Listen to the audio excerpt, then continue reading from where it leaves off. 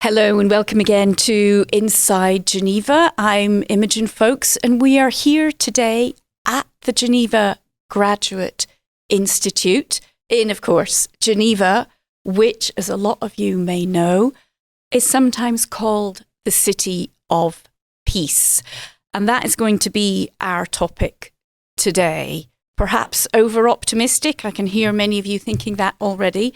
It is 1 year since Russia invaded Ukraine, a conflict some predicted would be over within days, a conflict which has had repercussions right around the world. There isn't a person, I think, who probably hasn't been affected by it in some way or other.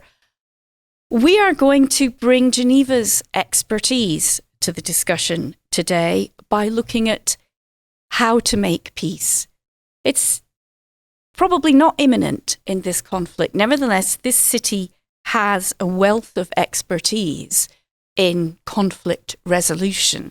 The people around the table with me today have also a wealth of expertise and long experience looking at what makes a sustainable peace, what makes conflict perhaps more likely to start again. So I'm delighted to welcome Keith Krause. Some of the students here at the Graduate Institute will know him already, of course, director of the Institute's Centre on Conflict Development and Peace Building. Here, to my left, I have Hiba Casas. She is the executive director of a new initiative, actually, in Geneva, the Principles for Peace Initiative. Next to her, Katia Apajani. She is the director of policy and mediation support at Geneva's Centre for Humanitarian Dialogue. Many of you may have heard of that. Some of you may not have heard of it at all because it tends to operate in a very discreet and diplomatic fashion, but nevertheless has succeeded in getting warring parties round the table. And finally, representing the students of the Graduate Institute, we have Shivali Kaur Nandra. She is a graduate student in sustainable development. To begin, I'm going to come to you first, Katia, because you actually also have experience in Russia. It's 1 year on. We've heard some saber rattling yesterday again from Vladimir Putin, saying he's not interested in the nuclear arms control. He seems to be abandoning that. President Biden in Kiev saying Russia must be defeated. It's maybe a big ask, but what is your take? Where are we at this stage? Any chance of any discussion? Thank you, Imogen, and thank you for collecting us here, gathering us with a very inspiring group of young people around us to think together about this question. Doing this 1 year into the conflict is also very important. It's a sad moment, but also it's an important moment for us to think about exactly the question you have posed. Is there a way of going to the peace table and of ending the conflict? So my initial remarks are, I think, about 3 or 4. And the first is, as you just said also, that this is a very difficult moment.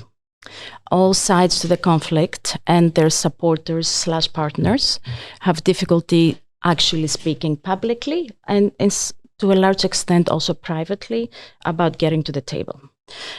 It's very hard for actors to look beyond the horizon, beyond the military engagements that they're very actively engaged in right now.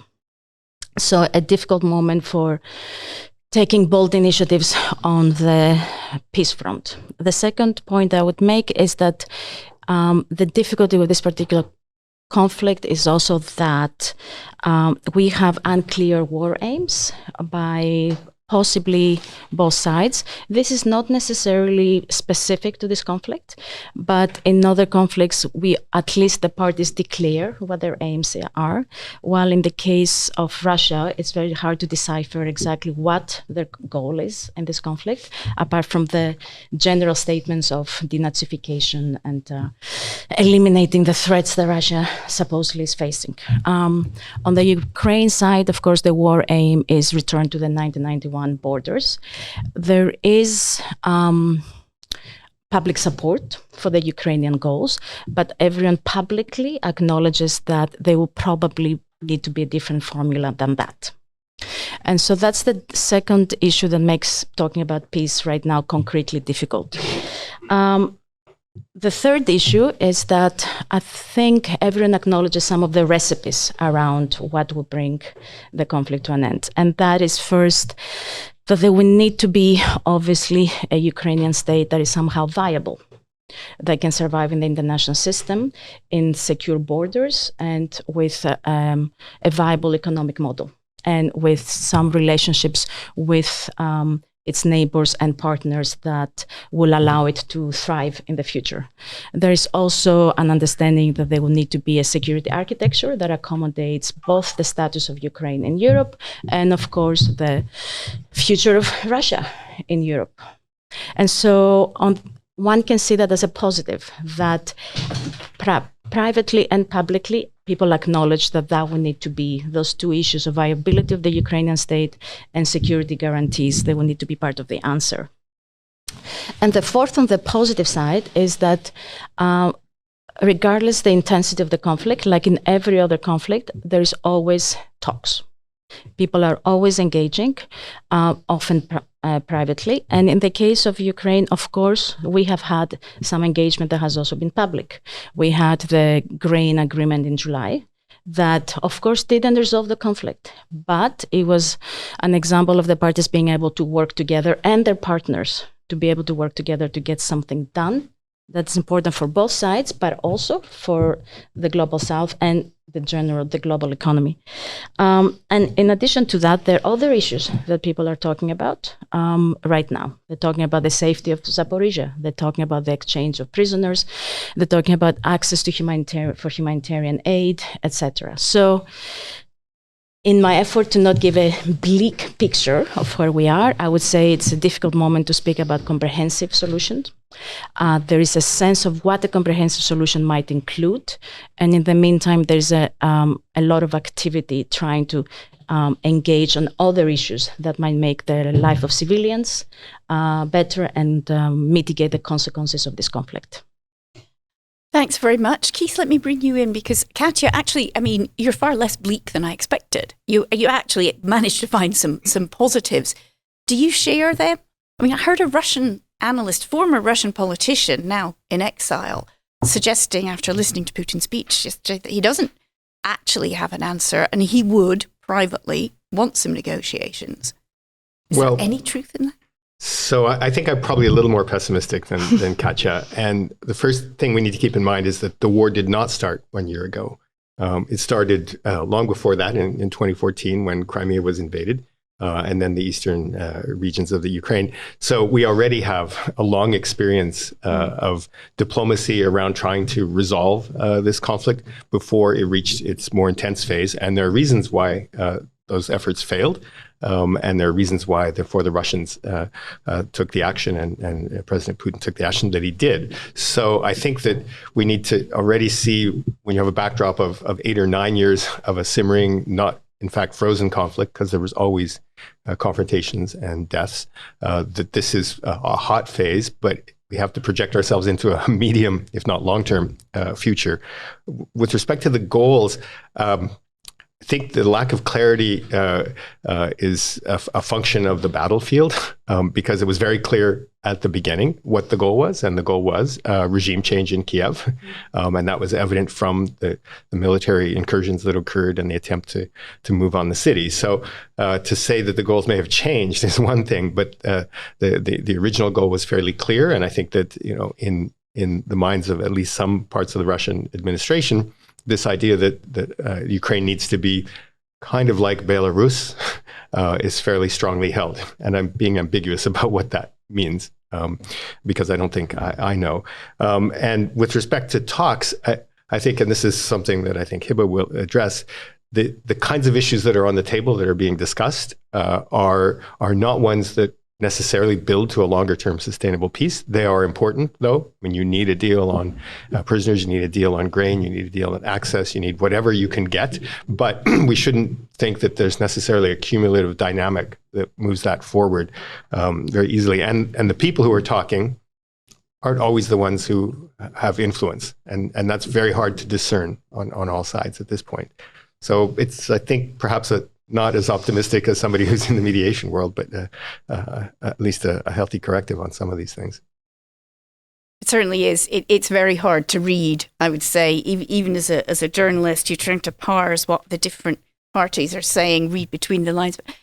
But let me ask you, Katja was quite optimistic. Keith, not quite so. As you said, the grain initiative or the prisoner exchange, they are not necessarily a path to a peace agreement, possibly confidence building measures, though.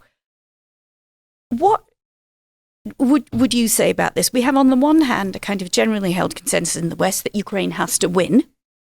We also had President Macron saying, yes, Russia has to be defeated, but not crushed. Well, where do I start? I think I'm going to share some of the pessimism of Keith and some of the hope of Katja in this. But I think it's very important for me to start by saying what's happening in Ukraine is not only about Ukraine. This this conflict and this horrific war has been sending shockwaves on energy prices, on food prices, and where we see the impact quite significant is in many countries around the world that have been torn with conflict. And if we look at the current moment with what's happening around us globally, we're at one of the most conflict-ridden moments in modern history. We have 50 active conflicts. We have affecting the lives of over 2 billion people around the world. And the reality is, peace processes across the globe have not necessarily presented the kind of deliverables that people actually, expect in terms of their own aspirations of what peace would deliver. And what's happening with this fragmented international system that we're witnessing now with the war in Ukraine, that the level of polarization that we're seeing globally is affecting even the perception of the West in many countries around the world. Because, when we're talking about this is not the time to talk about peace, when we think differently in different contexts, there is a big notion that almost the West has lost its innocence in its engagement around Ukraine and around the lack of hope and the pessimism around the need to talk about peace. Which brings me to the fact that if we're talking about peace in a very narrow sense, that peace is the absence of violence, maybe this is not the time to talk about peace in Ukraine.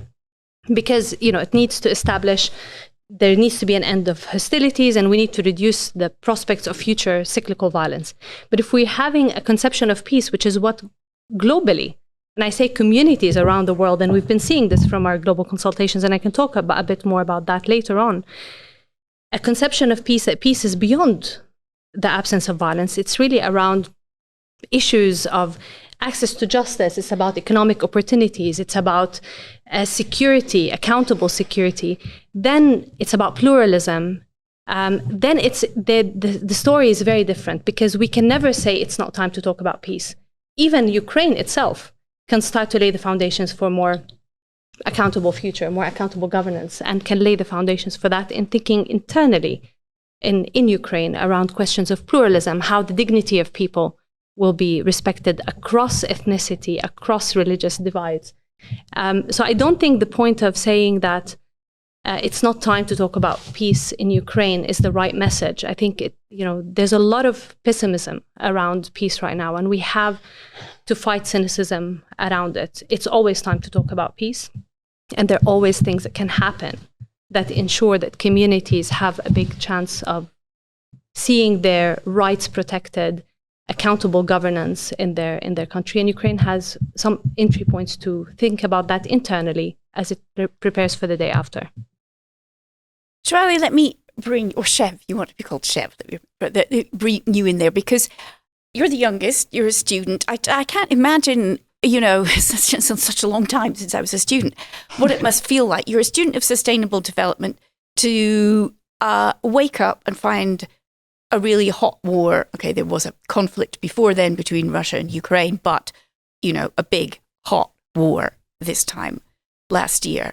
And yet here we have Hibba suggesting that even though we might not be close to any kind of negotiations, it's certainly the right time to think about what a peace might look like, what a sustainable peace might look like.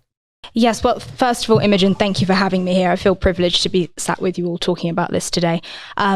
When we heard about the invasion for the first time last year, it was incredibly alarming because don't forget we're in an academic environment at the Institute here.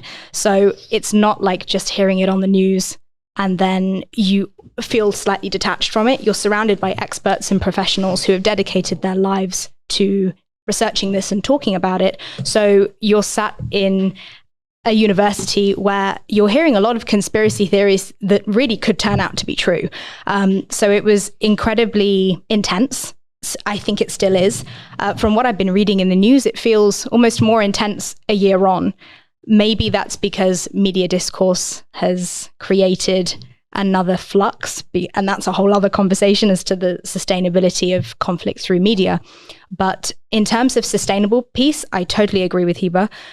I think what we need is, as you were suggesting, positive peace. And that is to look at the institutions, to look at the attitudes and the infrastructure where these challenges are actually stemming from. So we're talking about systemic change. That's what will lead to a sustainable peace. It's not just the absence of conflict moving forwards. It's looking at the issues that have caused conflict in the past to ensure that, or prevent to the best of our abilities, war and conflict and tension from happening again. I would consider myself an optimist, generally speaking. From what I've seen recently, it's difficult to look at the Russia and Ukraine war without thinking about all of the negative consequences that come with that. From a youth perspective, I think it really comes down to 3 points, which I'm sure we will talk about a bit more moving forwards. But sustainable peace needs to include the youth. It needs to inform the youth, and it needs to educate the youth. So information, inclusion, and education. By that, I mean, in terms of information, we're in a crisis of misinformation at the moment surrounding the war, specifically from Russia, but I'm not going to suggest that other areas of media are not necessarily telling us the full story. Then in terms of inclusivity, the youth are really on the front line in many ways in this conflict. They're on the front line in terms of fighting. They're on the front line in terms of humanitarian aid and volunteering and leading organizations locally and nationally to help refugees. So it's really important that their voices are heard to whatever degree they can be at the table, if we reach a table. And finally, education. This is a slightly more narrow view, but this war has disrupted education like we haven't seen in an incredibly long time. Children and university students who have had to flee Ukraine, they are not necessarily in a situation now where they can continue learning and continue their education. That is going to affect them for many years to come and will then affect economies and work prospects and all of everything we associate with, for example, the Sustainable Development Goals. So I really think it comes down to those three things: inclusion, information, and education to move towards sustainable peace. So that's really interesting because you brought me very neatly to the next kind of round of questions I had, which is broadening the discussion out a bit. And that is, pitfalls and template good examples for what promotes conflict resolution and maybe reaches a peace agreement. And I am going to be the pessimist here because I started my career in the war in Yugoslavia. And I don't see that is necessarily a sustainable peace. It's not very comfortable. I've also been to the frozen conflict between Georgia and Russia, and I have reported on God knows how many Syria rounds which have not achieved anything. So, but I have with me all of these conflict negotiators. So, Katja and then Keith, give me an example of a peace agreement that is a success and why, and maybe one that failed and why. What are the warning signs? Before I answer that question, which feels a little bit like, not a trap, but might put us in a path for a very possibly difficult conversation, I should say that my feeling is that what we have learned the past 30 years may not always be applicable for what we have ahead of us. And so we may be gearing towards conflict resolution realities of the Cold War, and we're all hoping that this will not be proven right, and that we will have a different international system a year, 2 years, 10 years from now than what we experienced in the 70s and 80s. However, the current trajectory, and maybe I'm going to be now the pessimist. It was wonderful to be the optimist without realizing that I was in the first round. The realities of increased geopolitical competition, the fact that we're talking about the possibility of use of nuclear weapons, the fact that we're talking about the possibility of US, China, and the United States and China possibly going to war over something. That something is Taiwan, but anything is frightening. The fact that you see a lot of geopolitical competition in Africa between the Russians, the Chinese, and the West as an amorphous accumulation of actors. All of those things point to a different conflict resolution landscape. So my feeling is that we will have, or we already have, at least we see in the HD portfolio, and I would love to hear what others think. We have the category of conflicts that still fit the category of the post-Cold War, end of history, liberalism, and liberal peace as a model reigning, governing our efforts. So, and those conflicts will be the conflicts that are outside the geopolitical competition. So you may be able still to practice those or to achieve significant liberal peace type of outcomes in places like Senegal, Thailand, maybe Indonesia, Mozambique, that still remain outside the geopolitical competition. Even there's lots of pitfalls because of you, and you brought the Bosnia example. But then when you're in the middle of it, Ukraine, Syria, Libya, it's a completely different ballgame. And there it's about global powers agreeing on what the solution would be. And that agreement is absent and has been absent on the conflicts after the Arab Spring for a decade now. And I don't have optimism that it will suddenly appear, especially with Ukraine happening. So what works? If you look at Bosnia, the half glass full is no one has died for almost 30 years. The glass half empty is that, of course, people still don't cross the Mostar Bridge, and the segregation is incredible, and no, the they frozen don't trust is each conflict. other at all. Exactly, and that was the best we could accomplish. That was what I think. Maybe Keith would know that. I don't know if that's correct, but the investment per capita in Bosnia was higher than in most conflicts, both in terms of development, humanitarian assistance, and peacekeeping. Maybe some of the nice examples, more optimistic examples, would be Liberia, which for a while did well. Obviously Sierra Leone, obviously Mozambique, that despite all of its problems, still, Angola, obviously South Africa. None of it is perfect. Violence continues, some of it urban violence, some of it violence motivated by criminal activities, inequality, a diverse array of drivers of conflict. But we do not have the situation that we have in Syria, in Yemen, and Libya, in Myanmar, in those settings. So instead of answering your question directly, I would invite us to think about what kind of international landscape we're entering, and within that, what is possible. Because peace processes and mediation and negotiation is the art of the possible, not, unfortunately, not the art of the aspiration.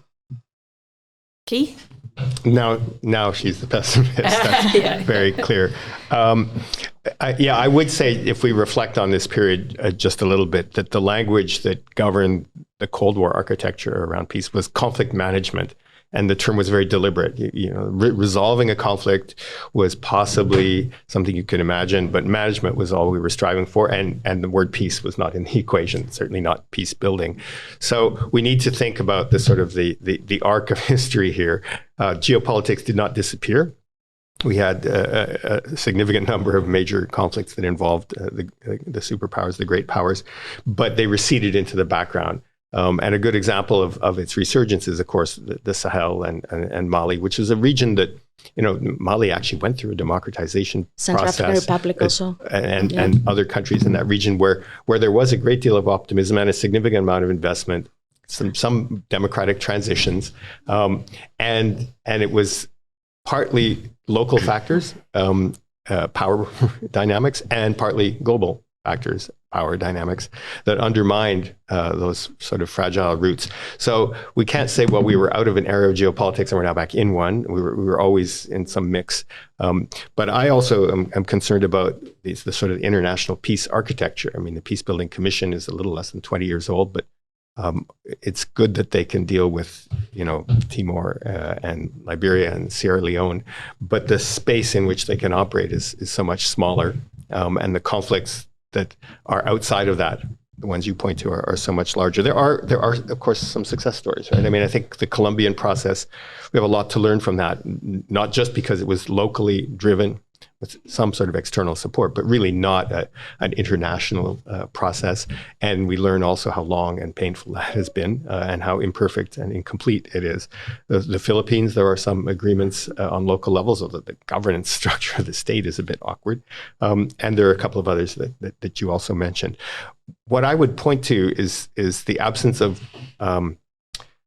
the software side of peace building in many cases, which is around such things as reconciliation, which has been a hallmark of some particular processes, and Hiba knows these very well, that goes well beyond the nuts and bolts of mechanical agreements, and some peace agreements, territorial accords, security guarantees, which turned out not to be worth very much in the case of Ukraine, towards some genuine shift in the way in which groups regard each other, both internally and across borders. And that's actually, I think, one of your strong points. You framed it in terms of youth and inclusion and information and education, but it's also bigger than that. It's about like, how do groups relate to each other? And it's not just the Ukrainian refugees that are losing their educational opportunities, but when I see some of the videos about what's happening in Ukrainian schools, so Russian schools, in terms of training, let's call it propaganda, because I think that works that way. But certainly selling the war, right? Mobilizing for the war.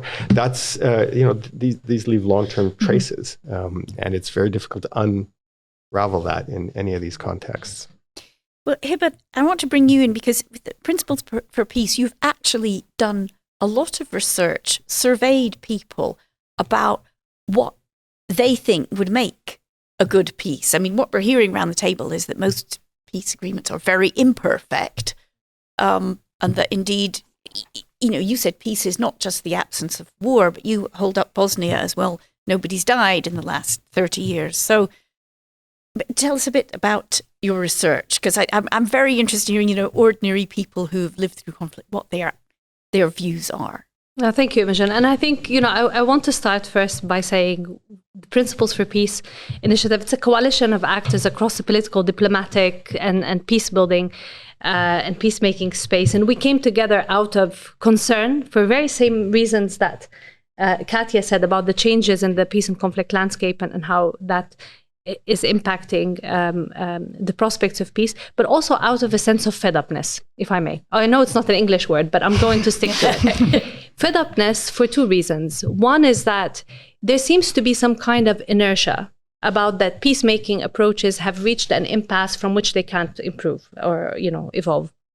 And that's a fundamental flaw, because if we actually think about the track record, our collective track record internationally, even in the past 30 years, we haven't been doing very well. Peace processes fail after 7 years, and we see conflict recurring 2 or 3 times. So I think the bar needs to kind of be slightly or significantly different, and we need to really recalibrate our approach. So we came together out of this realization that we also need to dig deep to understand why is peace breaking down, and not only from an academic perspective or from a realpolitik perspective, but from a lived experience perspective. Where is that gap between the aspirations of communities and what our system and our toolbox is dictating to be how we are supposed to build peace, and what comes first? But also to try and come up with a set of principles that regulate that wild west of peacemaking. Because, on the war, you have the Geneva Conventions, which provide some frame of reference that you can call out bad behavior, even though they get violated. The same on the humanitarian principles. But for peacemaking, what's intolerable? It's very subjective, and different people have different understandings. So we went to try and understand that. And what we found out is very consistent with what we're hearing, but often peace breaks down for 3 reasons. One, because of a significant legitimacy deficit, and I'll say what that means in practical terms. Second is because of an inclusion deficit, because they're very exclusive affairs. And the third, because they're predominantly focused on the quick fixes. Band-aids don't heal wounds. Band-aids can stop the bleeding for a certain period of time. You can understand, though, somebody like Staffan de Mistura was thinking, I need actually something to say. But do we have to think about this in terms of polarity, that it's either or, that we think that the quick fix would do it? And you've talked about Bosnia. And, we were in Bosnia earlier in a consultation with a cross-section of society. And yes, it's true. If you're looking at the success of the peace process in terms of that, the absence of violence, it's a very successful process. But many also assess it as have frozen the conflict, entrenched ethnic divisions, and locked the country without continuing that phase. So I think what's really important is to recognize that if we are to move towards more sustainable peace, we need to address the structural drivers of conflict. And often populations tell us their definition of peace is not always political peace. It's not always political transition. It's not always the elections as the first priority. It's important, but they also put very significant prime on the tangible benefits to communities. It's the economic, the social, the justice, the rights, the pluralism. It's to what degree their dignity is preserved and advanced, to what degree the process is also done and mediators are approaching peace processes with humility, that they're not dictating, that they're not architects of peace processes, they're midwives of peace processes. To what degree it's rooting these solutions in society and building on what works and what doesn't work. So to go back to Katya's point, she's absolutely right. The liberal peace model as a model is actually being confronted.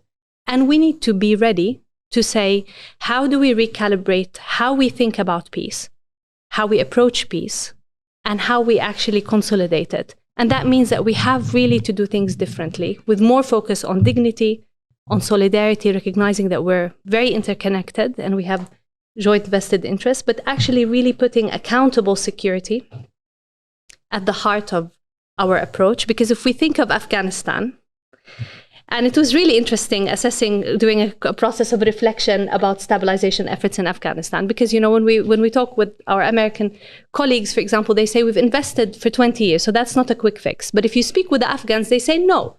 The Americans were not there for 20 years. They were there for 6 months, 40 times.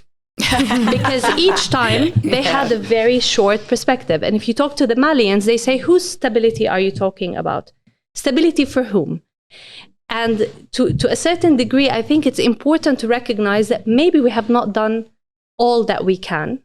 And doing the same thing again and again and expecting different results is the definition of insanity. So maybe we need to try something new and we need to recalibrate our approach and bring in this perspective, but not to throw the baby out with the bathwater, because also mediation efforts have been successful in bringing cessations of hostilities and bringing a very much needed de-escalation. But we need to think differently, that we're actually rooting these processes with other complementary, with longer term engagement that addresses what drives violence and what breaks peace, which is not often the political. And our focus is very heavy on the political process and on political settlements.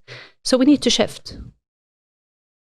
Chev, let me ask you, again, I don't keep pegging you into the younger generation, but, we're hearing a lot about why things fail. I mean, do you feel inspired with confidence with today's diplomats? I think it's very difficult to give up, because if we don't feel optimistic, where do we go? There is no hope.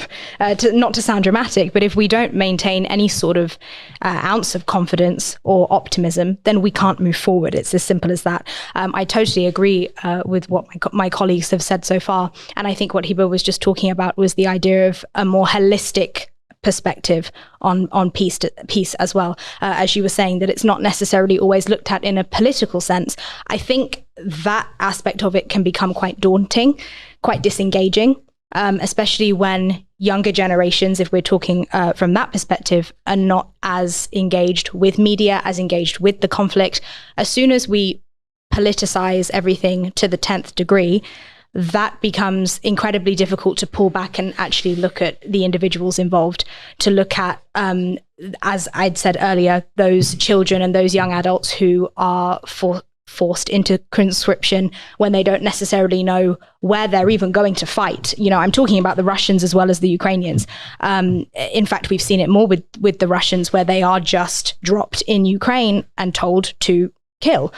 And whilst it is important to keep this war politicized, because that's exactly what it is, I do agree that if we're looking at a sustainable peace, we have to really dig deeper than that. And that's where I think the optimism can grow through the cracks in the rock, should I say, a bit like a rose, if you can imagine that. Because when we start to dig deeper and we look beyond the political, as Hiba was saying, we start to realize that there are a lot of aspects in Ukraine, in Russia, and globally, because as we know, it's had such a ripple effect on the world. There are many aspects that need attention, that need fixing, or at least need improving, whether it's economic, social, environmental. All of these things are interconnected. We're in too much of a globalized world for them not to be at this point in time. And so I do feel optimistic still, despite the pessimism that's been shared, because I don't think we have a choice. That's why. Keith, you wanted to come in there. So a couple of things. There is a concept that floats around in academia for many years called a hurting stalemate. It's a little fuzzy because you usually only identify it in retrospect when the two parties have decided that enough is enough. And that's a fairly simple version of it. And we're clearly not at this hurting stalemate in any means. I think I'm very uncomfortable with the word compromise for two reasons. First off, the agency of the victims and the agency of the aggressors are not the same. And we need to be very careful about that. And secondly, because I use the word agency deliberately, because everything we know from peace processes is it has to be the local actors, and I don't just mean the political elites, who accept and support and buy into and embrace any kind of settlement. So we can have a discussion about drawing lines and possible configurations of territory, but at the end of the day, they have to be acceptable to the populations in one way or another, because otherwise they're the seeds of recurring conflict. And we can find ample cases of that historically. We can go back to the German capture of Alsace-Lorraine in 1870 and the birth of modern nationalism that comes out of that in many cases. So that's one. Number two, they're military strategists. They're like lawyers. You can get a military strategist to explain any possible outcome for you at this point. I'm very cautious about the predictions. War is not a linear phenomenon on any side, and we've already seen that in terms of the way in which the battlefield has moved and has not moved. So I do think that it's going to be long, and I always thought it was going to be longer than people expected. But I'm not sure that simple additions of numbers of soldiers on both sides and numbers of tanks and particular things will tell you much about how this will actually turn out on the battlefield. And that's, I won't venture further because I think we don't know. But I wouldn't think that this is just a question of raw numbers and overwhelming power on Russia's side and weakness on Ukraine's side. Or better weapons. Or vice versa. Yeah, I don't think it's imponderable at that point. Anybody else want to, this was one of my closing questions. We're not quite at closing yet, but Hiba, do you have any predictions where this might go? You know, I'm not going to predict, because I think I'll be very, very pessimistic, especially as as someone who grew up in a conflict situation and under occupation, 70 years of occupation or so in my country. But I think what I want to say is, and it relates to something that the colleague just spoke about reconciliation. As someone who grew up in conflict, my concern is not only about the battlefield, but about all the insidious impacts that come after the guns have silenced. Because sometimes, military operations continue until there's a conclusion to the conflict, which might be the situation. Also, we don't need to dance around this. That sometimes the solution is not always at the very moment of coming to the negotiations. Sometimes there needs to be certain military advances to equal the situation where then the reality of force and power create the right environment for peace negotiations. But my concern and what I want to always put center are these insidious impacts after the guns have silenced. Because, I've seen firsthand how lives are, get lost, livelihood opportunities they disappear, economies crumble, jobs go, critical infrastructures are destroyed.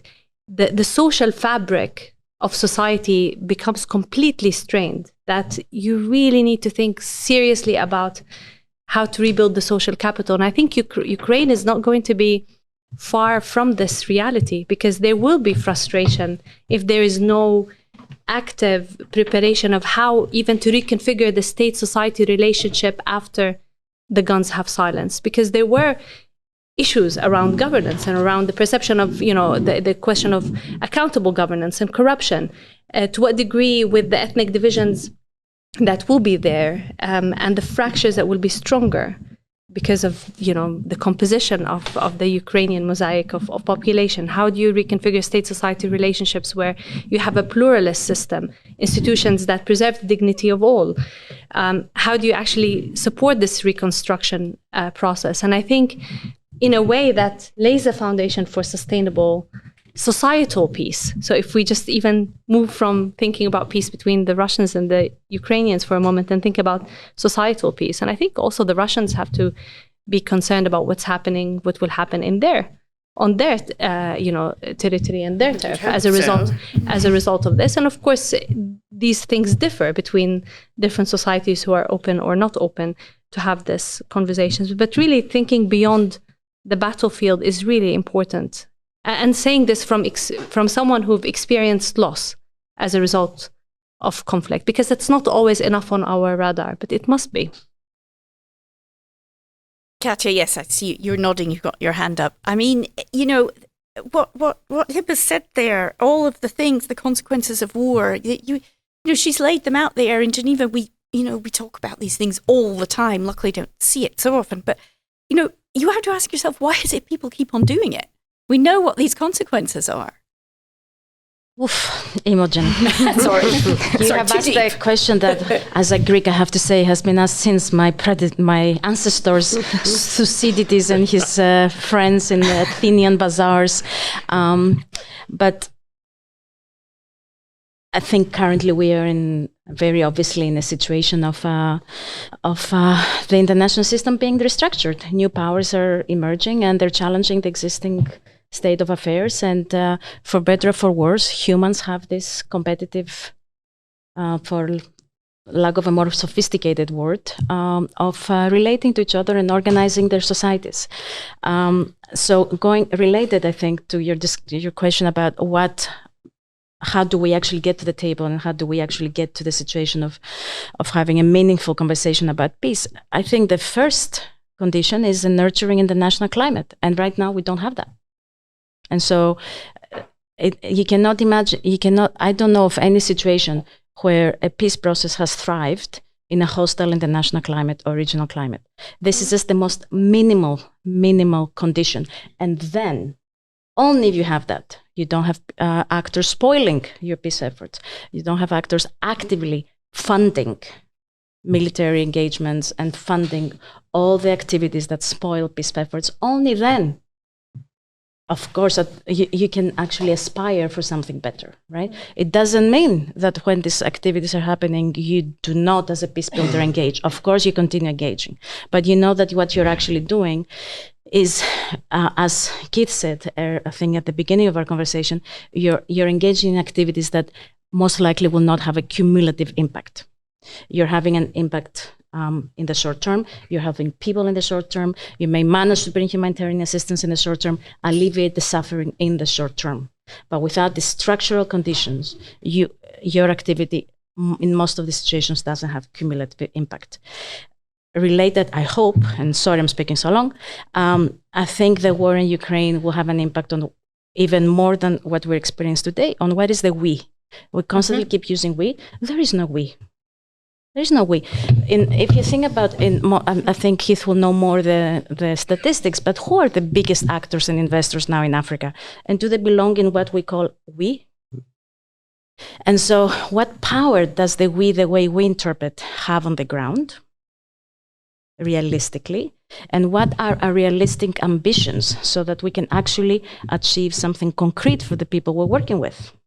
Instead of possibly giving false hopes and raising expectations where they're not. And you may have experienced that in the Georgia case, where expectations were raised and they were not fulfilled in the 2000s.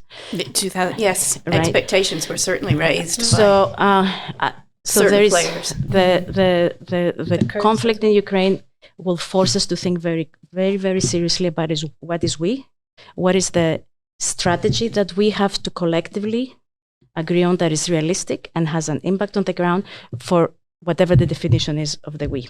And we actually have to, because I think we are like-minded among ourselves, we will need to proselytize others, to come to our camp, to say that the vision that Hiba is discussing with us today is worth pursuing.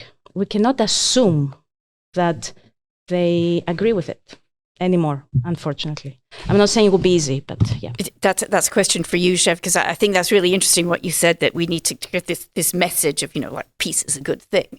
But some of the leaders also in Western democracies are not really, they may be signed up to it, but they're not saying it. They're not leading. Does that concern you? It is concerning. And I think from what I've heard in our recent discussion here is that it's complex, right?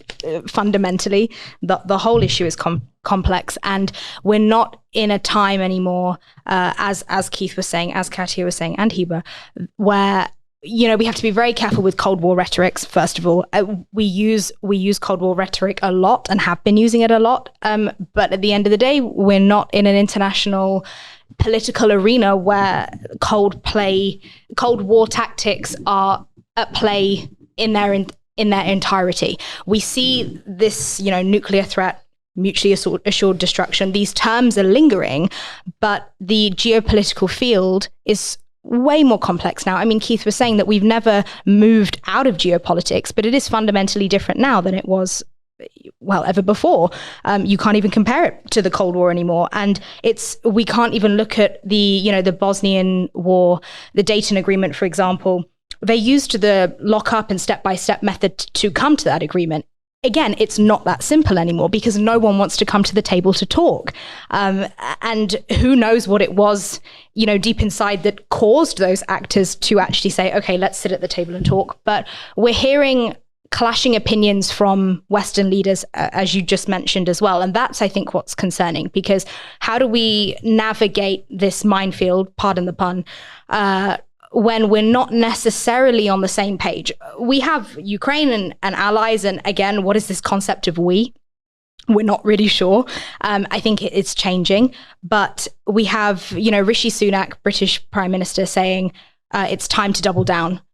Give Ukraine all of the military weapons they need. We have Macron saying, Russia needs to be defeated but not crushed. We have President Biden saying this is going to affect generations to come, because that's not obvious. I mean, of course it is. And so it's a bit concerning because we don't really have anyone saying, here's our plan, let's do things together. I know it's complicated. It's not as easy as everyone sitting down, finding a strategy and moving forwards with it. But if allies are not talking from the same page, then how can we hope to move forwards? It is concerning. And I think that is one of the first aspects we have to look at of this war. If we hope to reach the end of it, which I do feel that we will reach the end of it eventually, I just don't know when. That's not my place to say. But as Hiba was saying earlier on as well, we have to look long term. We're going to have to reintegrate so many people back into Ukraine's society, Russia's society. We're integrating refugees and those who have fled now. Then there are all the internally displaced migrants. It's so complex, and we have to, yes, look at short-term efforts to end what's happening on the battlefield. But as Hebert mentioned earlier, it goes so much more long-term than that. Sustainability at heart has to have a long-term strategy. On that note, we are really almost at the end. I've got one almost quick-fire question for each of you. I know none of you wants to predict where we're going to be in a year's time. I think it would be absolutely foolish to even attempt it. So I'm not going to ask you. You'll be relieved. What I would like each of you to do, maybe looking ahead, is give each of you one thing that worries you about this conflict, a key thing, and one thing that think that could be a route that makes me feel a bit more positive. Who wants to go first? Keith, I think you're in the hot seat. Okay, so one positive thing. Ukraine was undergoing a really significant social and, to some extent, political transformation in the period between 2010, 2011, and 2022.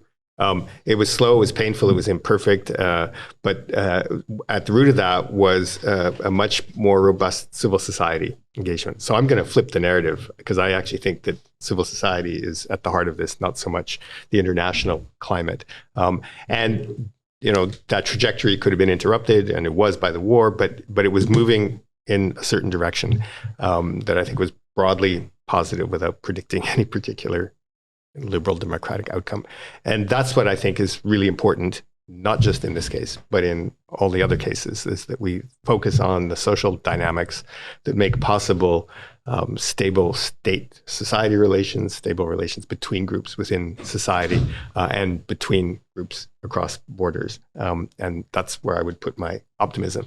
The pessimism is that there are losers from this. There are a lot of powerful people, let's just call them authoritarians or autocrats or anti-democrats, who we've seen in many countries around the world. This is not just unique to Russia. And they have their hands on the levers of power. Sometimes, like in Brazil, it gets slightly rolled back. Other times, such as in India, we're on a rather descendant phase. But we need to fight that struggle on those fronts as well, prior to there being like a large-scale outbreak of internal or interstate war. Katja? Quick. Positive and worrying? My worst fear is that we are going to go back to walls being what's the word? Erected, thank you. Erected in Europe. Another Iron Curtain. Yeah. And somehow my instinct tells me we're not going to get there, but that's my biggest fear, because I grew up with that. And my hope, I think, is similar to Keith's. You see an incredibly vibrant civil society in Ukraine, inside the country, outside the country. So this has to be an asset for the future of the country. Hiba. Well, I think one of my concerns or worries is the level of polarization we have at the international system. And I think this cannot continue to be a case of showing a confrontation between democracies and autocracies, because then we're kind of alienating 2/3 of the world, which is a problem because of, percentages of flawed democracies and autocracies around the world. So I think that showdown between these cannot be the narrative. But what I'm hopeful about is that in the response also to the Ukraine crisis, there has been also common values that actually transcended, this fragmentation of the international system. And I think the Europeans came together very, very closely to stand in the corner of Ukraine. And what I hope is that there would be an opportunity out of the recognition of what came out from this and what's happening in this war, that we can have a global dialogue to reunite around common values, because the world is not going to be the same after this war. And I think we will have a lot more fragmentation and division. So we have to work, and we have to fight cynicism around peace. We have to, because if we don't, then actually we owe it to the 2 billion people around the world whose lives are shaped by conflict. So we have to keep at it and fight cynicism. Shivali, last words. I would say many concerns, but one of my main ones is that this paradoxical rhetoric we have between peace talks and nuclear warfare now, because it's incredibly extreme. And that rhetoric is not allowing us to see how we will build back globally when this does finally end. I say when, to remain optimistic rather than saying if. And my positive point to take away, just so that we end on a positive, I think the local and individual support we've seen around Europe and the world for Ukraine, and also Ukraine's resilience and perseverance. I think Zelensky's leadership is incredibly inspiring. And the fact that he has really got involved like I have not seen before, to be honest. And I think that perseverance will keep them going for at least the short term. As you said, we can't predict what will happen, but I think that resilience will hopefully mark itself in history as something to look back on in times of hardship.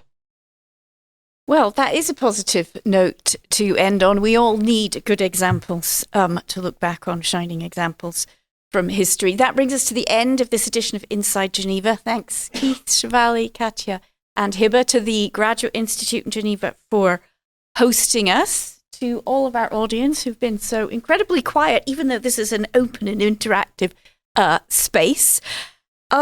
Keith, just, you said slow, painful, imperfect. I guess that's our world. That is a process towards peace. But let's hope that this time next year we are discussing things in a bit more of a hopeful way.